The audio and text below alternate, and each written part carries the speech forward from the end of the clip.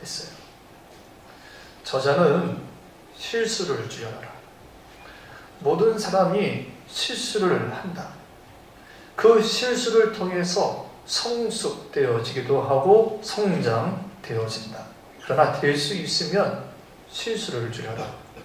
왜냐하면 그 실수가 한 번, 두 번, 세 번, 네 번 이렇게 반복되어지다 보면 습관이 되고 내 인생에서 건너갈 수 없는 큰 고통을 그 실수 때문에 겪게 된다라고 했어요. 그렇습니다, 여러분. 이 세상에 그 어느 누구도 그 어떤 일에 있어서 실수하지 않을 사람이 누가 있겠어요? 실수 다 합니다. 모든 사람이 다 실수를 하고 넘어집니다. 그럼에도 불구하고 여러분, 우리가 인생을 살아가면서 절대 실수하지 말아야 할 것 가운데 하나가 있는데 그것은 잃어버려서는 안 될 것을 잃어버리는 거예요. 제가 아는 권사님 한 분이 계시는데 이분에게는 매우 가슴 아픈 이야기가 하나 있어요. 아들이 5살쯤 되었을 때에 천안시내 5일장에 그 어린 아들과 함께 장을 보기 위해서 나왔답니다. 지금이야 마트가 있고 큰 시장이 있으니까 이런 일이 있을지는 않겠는데 그러면 장날이 재미있잖아요. 그래서 아들과 함께 그 어린 아들과 함께 장터에 나와서 이거 보고 저거 보고 하다가 그만 한눈 파는 사이에 아들을 잃어버렸답니다. 함께 따라온 아들이 자신 옆에 계속 있는 줄 알고 야 애야 이제 집에 가자 하는데 옆에 아이가 없다래요. 아들을 잃어버렸어. 우리는 점점 매스컴을 통해서 뉴스를 통해서 언론을 통해서 사랑하는 아들, 딸들, 어린아이를 잃는 경우를 보게 되잖아요. 그러면 그 아이를 잃은 부모님들 얼마나 가슴에 태우며 힘들어하는 것을 다 보게 됩니다. 그때부터 온 가족은 생업을 포기하고 전단지를 만들고 또 현수막을 붙이고 전국을 돌아다니면서 잃어버린 아이를 찾아 다니는데 참 그것을 보고 보는 이의 마음도 힘들고 아프고 고통스러운데 막상 그 일을 당한 부모의 마음은 얼마나 힘이 들고 괴롭겠습니까? 어느 누군가가 이런 말을 하더라고요. 이 세상에서 제일 큰 고통이 자신을 낳은 혈육을 어느 날 한순간에 잃어버리는 거라고. 사람을 잃어버린다는 것, 자식을 잃어버린다는 것은 감당할 수 없는 괴로움이요 고통이죠. 그런데 오늘 본문의 말씀을 보면 방송이나 나올 듯한 그런 장면이 매우 생생하게 기록되어져 있습니다. 나이는 12살, 이름은 예수. 1년에 3번은 예루살렘 성전에 올라가서 절기를 지키는데 그 모든 것을 지키고 돌아갈 때 언제 어디서 어떻게 이러는지 찾을 수가 없다. 한마디로 내용이 추가될 거예요. 다 함께 43절 말씀을 읽겠습니다. 시작. 그 날들을 마치고 돌아갈 때에 아이 예수는 예루살렘에 머무셨더라. 그 부모는 이를 알지 못하고 아들을 잃어버렸어요. 어린 아이 예수를 잃어버렸어요. 그런데 그 부모 요셉, 아버지 요셉, 어머니 마리아는 이 사실조차도 알지 못하고 아이 예수를 잃어버렸는데도 잃어버린 것조차도 알지 못하고 44절입니다. 44절 시작.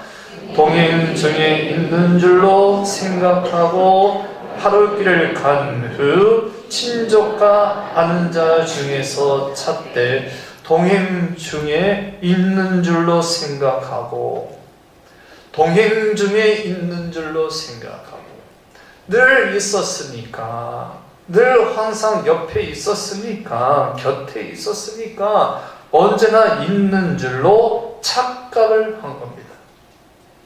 여러분 여기에서 우리 신앙의 자아성을 볼 수 있는데 늘 있었으니까 늘 곁에 있었으니까 늘 내가 예수를 믿어왔으니까 실제적으로 예수님이 나와 함께 있는 줄로 안다는 거예요. 예수님이 내 곁에 우리 가운데 계시는 줄로 착각하고 있다는 거예요.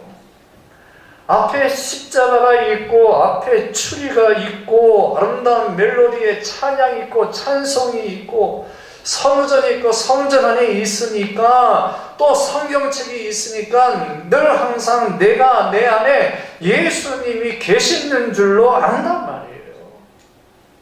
늘 노상 책상 위에 성경책이 펴져 있으니까 그 옆에 성경 주석도 있고 사전도 있으니까 내 안에 예수님이 계시는 줄로 착각을 하고 있다는 거예요. 동행 중에 있는 줄로 생각하고 예수님은 이미 우리 가운데 계시지 아니하고 잃어버렸는데 예수님을 잃어버렸는데 동행 중에 있는 줄로 생각하고 십자가가 있고 추리가 있고 성경책이 있으니까 내 입에서 흥얼흥얼 찬양이 흘러나오니까 예수님이 계시는 줄로 알고 있단 말이에요.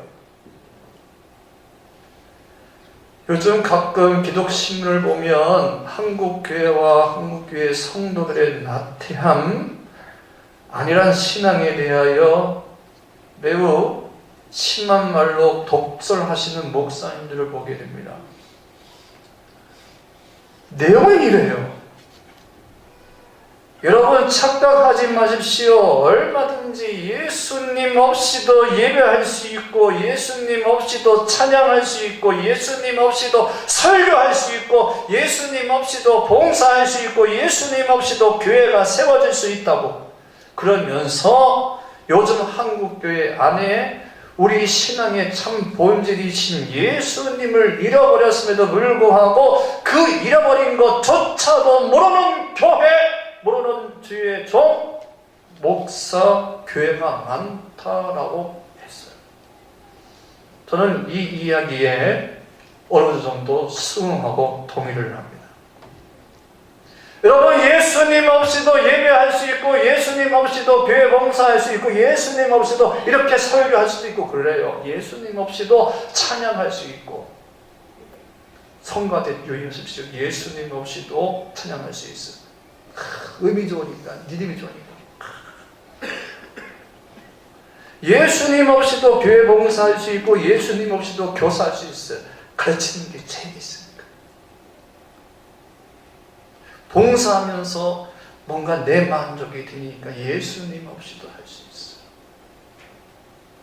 이 이야기는 미국의 존 비비어 목사님의 무엇이 선인가, Good or God 이라는 책에서 소개된 이야기인데 1980년대 미국 전 지역 기독교 텔레비전 방송 설교자로 제가 이름만 대면 다 아시는 목사님입니다. 이 목사님 몇 명의 여인들을 성추행을 해서 감옥에 갇히게 되었어요. 요즘 바로 성추행, 성폭행이죠. 이때 이 목사님을 존 비비어 목사님이 면회를 하게 되었답니다. 아니 목사님 언제부터 이런 성적 유혹에 붙잡혀서 넘어졌어요? 하고 물었답니다. 그럴 때 성추행으로 수감된 목사님이 비비어 목사님에게 이렇게 말을 했대요. 존, 나는 내가 말이야 그런 일을 겪는 동안에, 그런 일이라는 것은 성추행, 성폭행이겠지요. 그런 일을 겪는 동안에 내가 그렇게 많이 내 자신이 예수님으로부터 멀리, 아니 내 안에 예수님이 아니 계시는 줄 몰랐네. 그래서 내가 그 예수님을 두려워하지 않아 이렇게 하나님 앞에 큰 죄를 저지르고 말았네 했다는 거예요.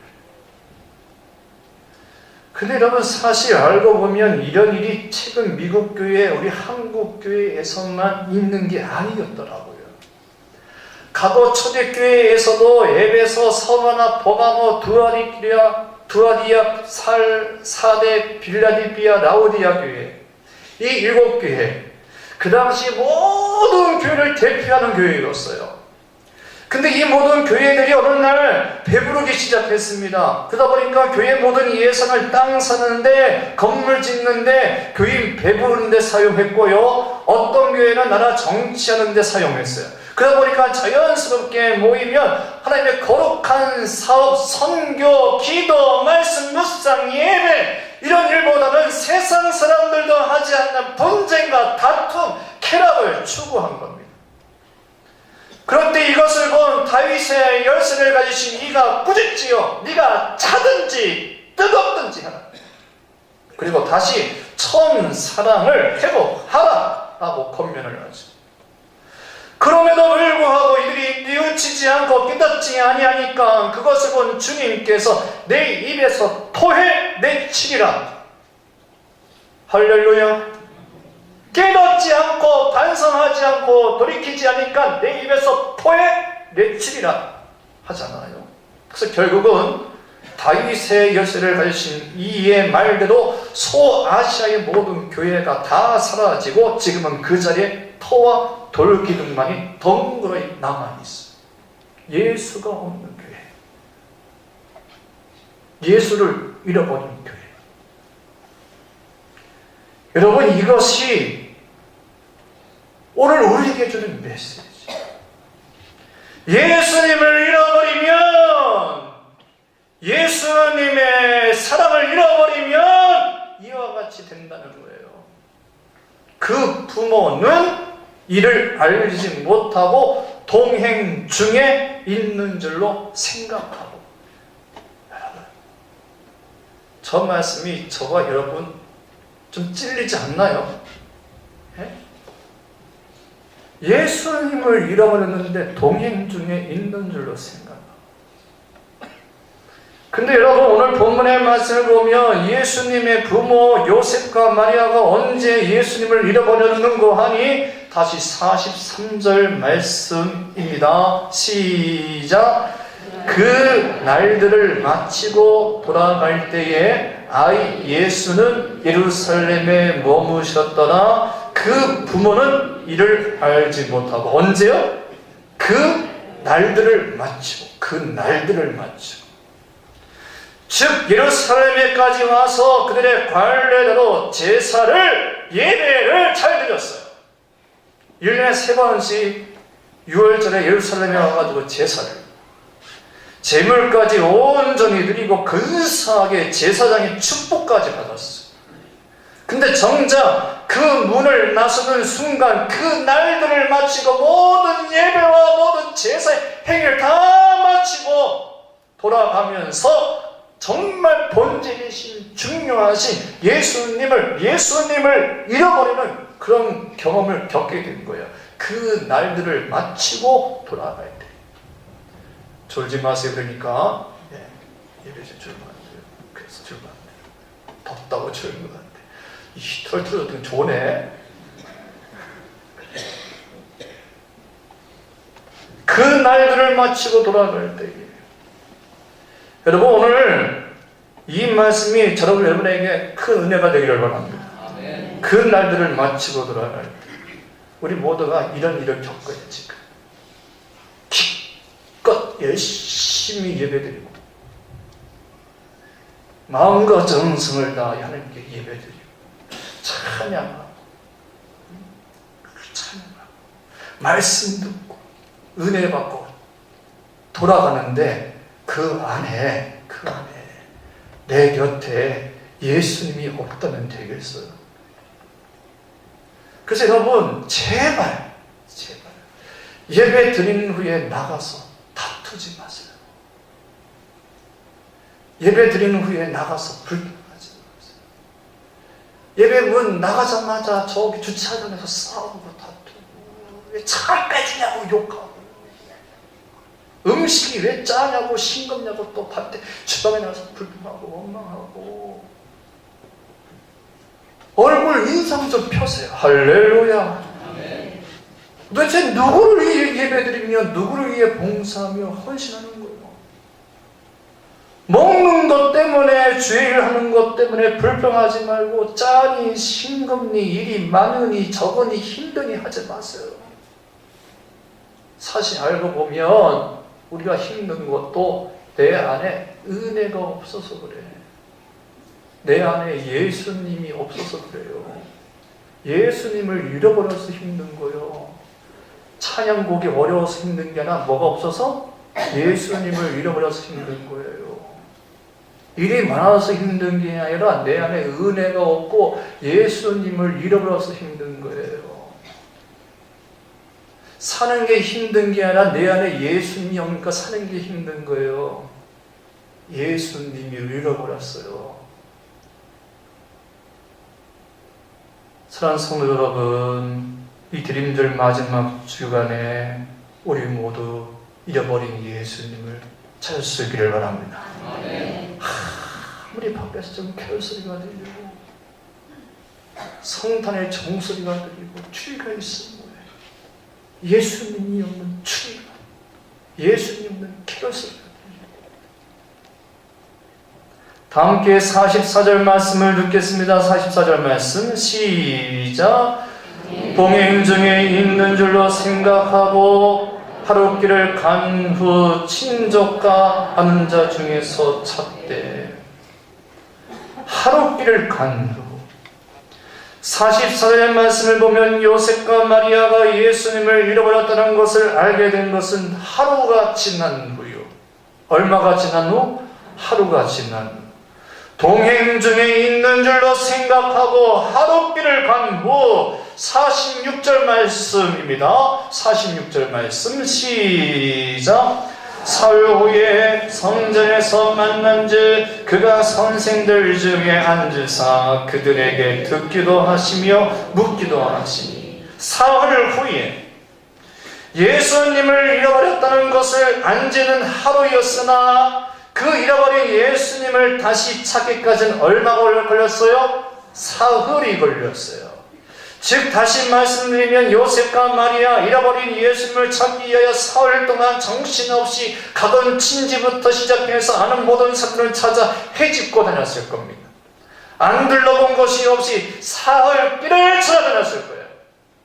여러분 이제 오늘 본문의 말씀을 통하여 우리에게 주신 메시지가 무엇인가 하니, 그렇게 그 소중한 예수님을 한번 잃어버리면 그 소중한 귀하고 귀하신 그 예수님을 다시 찾기까지는 얼마나 긴 시간의 고통을 겪어야 한다는 것을 우리에게 보여주고 있는 거예요. 그래서 여러분 무슨 일이 있어도 예수님을 잃어버리면 안 돼요. 아멘. 예수님을 잃어버리면. 지난 뉴스를 보니까 강남에 있는 어느 임대 아파트, 그 임대 아파트에 전세 월세로 입주한 입주민에 대한 이야기가 나오더라고요. 우리 안 사는가 보다가 채널을 돌릴 수가 없어요. 계속 너무 가슴이 아파가지고. 그 임대 아파트에 입주한 입주민들은 대부분 아이들의 장래와 미래를 위해 그 강남에 학군이 너무 좋으니까 그 학교에 아이들을 보내기 위해서 입주한 사람들이었어요. 4억, 전세가 4억, 5억이 되는 그 아파트, 그 전세에 입주하기 위해서 이들이 매달 200만 원씩 안 먹고 안 쓰고 저축을 해서 거의 20년, 30년 동안 돈을 모아가지고 그 아파트에 전세로 입주를 했어요. 그런데 그만 갑자기 임대주택 아파트 관리인이 그 입주민의 돈을 투기를 해서, 그 중간에 투기를 해가지고 잘못되어서 갑자기 하루아침에 입주민들이 길거리에 나서는 뉴스를 보게 되었습니다. 자세한 내용은 제가 한번 말씀드렸는데 그런 내용입니다. 입주민 가운데 한 사람이 울면서 이런 일을 하더만요. 젊은 30대부터 50대까지 20년, 30년 동안 수고했던 그 모든 노력이, 땀이 하루아침에 한순간에 물거품이 됐다고. 그것도 안 먹고 안 쓰고 200만 원씩 300만 원씩 모아서 집사기 전세 모으기 했는데 하루아침에 물거품이 됐다. 다시 시작하려니 못하겠다. 나이가 들었어. 내 나이가 들었어. 자신감이 없다. 여러분, 이렇게 뭔가 한번 잃어버리면 그거 다시 회복하는데 너무나 많은 시간과 노력, 힘이 필요해요. 물질만 그러는 게 아니에요. 건강도 마찬가지. 한번 건강을 잃어버리니까 그 건강 되찾기 위해서 얼마나 힘든지 몰라요. 1년, 2년 동안 피나는 눈물을 해야 돼요. 물질만 그렇습니까? 건강만 그렇습니까? 인간관계도 그렇지요. 가족도 그래요. 여러분 TV도 통해서 보았지만 올 여름에 우리나라 저식자를 통해서 남북 이상 가족 만남이 이루어졌잖아요. 그때 90세 넘은 거의 100세 가까운 할아버지 할머니가 만났는데 부부였던 거 봐봐. 아들과 아버지인지 만나서 막 눈물을 흘리면서 감격을 하는데, 얘야 잠깐이면 된다, 잠깐만 떨어져 있자 했던 것이 20년이 지나고 30년이 지나고 50년 넘게 60년 거의 70년 만에 만났어요. 이틀 만났어요. 여러분, 예수님을 떠날 때에는 하루길이었지만 그 예수님을 다시 찾기에는 긴 시간, 긴 세월, 고통이 있어요. 그래서 여러분, 예수님을 잃어버리면 안 돼요. 예수님을 잃지 않기를 바랍니다. 오늘 본문에는 그런 기록은 없지만 말씀을 읽다 보면 충분히 이런 생각을 할 수 있게 되는데요. 그것은 바로 아들 예수님을 잃어버렸을 때 아버지 요셉, 어머니 마리아 발을 동동 구르며 그저 가만히 집에 있었겠어요? 아니면 여기저기 다니면서 예수야, 예수야, 내 아들 예수야 하면 미친 듯이 정신없이 소리 지르며 찾아다녔겠어요. 제가 설교 서두에 아들을 잃어버린 권사님, 그렇게 장터에서 아들을 잃어버린 후에 몇 년 동안 평범한 일상적인 생활을 살 수가 없었답니다. 가지고 있던 재산, 집, 땅을 다 팔아 전단지를 만들고 천안뿐만 아니라 전국을 돌아다니며 아들을 찾는데, 자만침 가다가 자신의 아들과 비슷한 키와 외형을 가진 아이가 보면 달려가가지고 누구야! 하고 부르고 세우고 등을 돌려보면 안 들어요. 수십 년 동안 전국 영화봉을 다 다니면서 편안하게 다리 뻗고 잡은 적이 한 번도 없었대요. 아직까지도 전화벨 소리만 울리면 혹시나 하는 마음에 마음을 들이고 전화번호를 바꾸지 못하고, 집문 제대로 한번 잠그지 못하고 잔다고, 한밤중이라도 잃어버린 아들이 돌아올 마음에 문을 잠글 수가 없다고. 그리고 이제는 20대 중반의 청년들만 보면 내 아들도 저만큼 컸을 텐데 이제는 결혼은 했겠지 하며 산다고요. 여러분, 우리가 그 누군가를 잃어버린다는 것은 단지 잃어버리는 것으로 끝나지 않습니다. 그 잃어버린 것에 대해 매우 힘들고 고통스러운 결과를 낳게 돼요. 여러분은 예수님을 잃지 않기를 바랍니다. 그렇게 소중한 우리의 아름다운 믿음의 유산을, 교회 사랑하는 마음을, 봉사를 잃지 않기를 바랍니다. 그저 안 믿고 안 하고 쉬는 것으로 끝나지 않아요. 잃어버리면 그 잃어버린 결과가 너무 커요. 그래서 여러분, 잃어버리면 안 돼요. 요즘엔 이 스마트폰이 잘 되어 있어가지고 신학교 동기들 모임이 있는데 그 동기들 가운데 졸업한 후에 목회자가 된 동기도 있지만 목회자가 되지 아니하고 사업하는 동기도 있거든요. 근데 목회자가 되지 아니하고 사업하는 동기들, 두 종류의 동기들이 있어요. 신학교를 졸업한 후에 어떤 친구는 평신도로 있으면서 교회를 섬기는데 그 신학교 다닐 때보다 더 이쁘게 아름답게 믿음 생활하면서 교회를 세워가는 종들이 있어요.